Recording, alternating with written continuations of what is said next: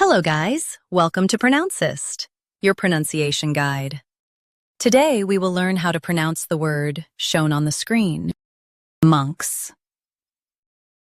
Both US and UK have the same pronunciation of this word, monks. Now read the syllables shown on the screen naturally. Monks, monks. Keep monks soft and gentle. Monks, monks. Keep monks soft and gentle. Monks, monks. Keep monks soft and gentle. Monks, monks.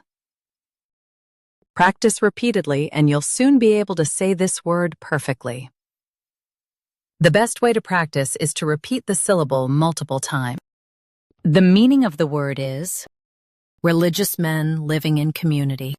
Try repeating this word several times to improve your pronunciation. We post daily videos on useful and commonly mispronounced words to help you speak clearly and confidently. Like this video and subscribe to Pronouncist for more pronunciation guides. Thanks for watching us.